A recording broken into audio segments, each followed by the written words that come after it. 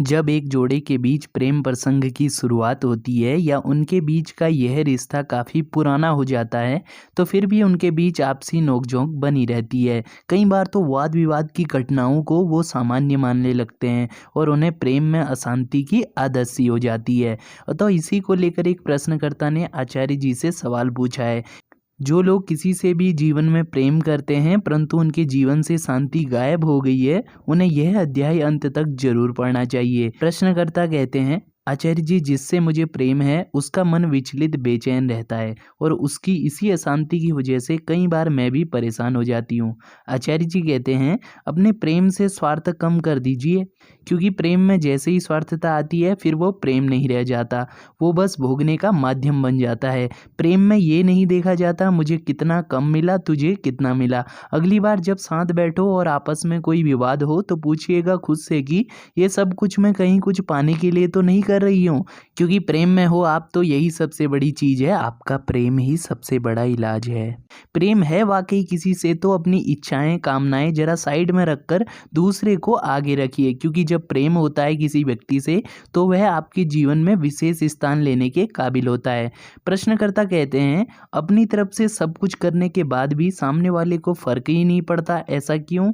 आचार्य जी कहते हैं, तो इसका मतलब है जिसे आप ऊंचा स्थान दे रही हैं अपने जीवन में वो इस काबिल है ही नहीं, क्योंकि तुम किसी के लिए खुद को पीछे रख रहे हो और सामने वाले को इस बात का बड़प्पन ही नहीं है, तो फिर बात बनेगी नहीं ना। याद रखो, भक्त को भगवान को पाने के लिए खुद को छोटा और छोटा करना होता है और भगवान को और बड़ा होना होता है।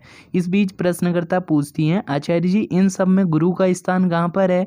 आचार्य जी कहते हैं, गुरु का तो काम हो गया, उसने भक्त को भगवान से मिला दिया, बस वो दूर बैठा हंस रहा है, यह कहते हुए कि चलो एक का और कल्याण हो गया।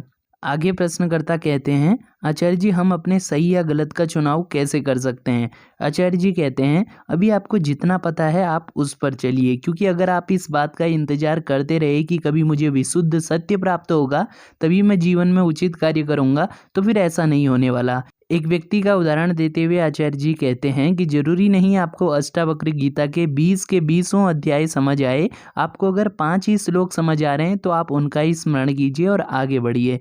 परंतु जीवन में हम अधिकांश गलतियां इसलिए नहीं करते क्योंकि हमें बोध नहीं होता, बल्कि हम जानते बूझते हुए कि अभी क्या करना उचित है फिर भी नहीं करते। तो गलती से किसी गड्ढे में गिर गए तो मान लेंगे चलो देखा नहीं, पर जब आंखों देखी मक्खी निगल जाते हो तब। तो साथियों, इस तरह अध्याय में आचार्य जी प्रेम में अशांति के कारण और निवारण की विस्तार से चर्चा करते हैं। अगर आप इस बेहतरीन अध्याय को डिटेल में पढ़ना चाहते हैं तो आप अमेज़न से यह पुस्तक ऑर्डर कर सकते हैं।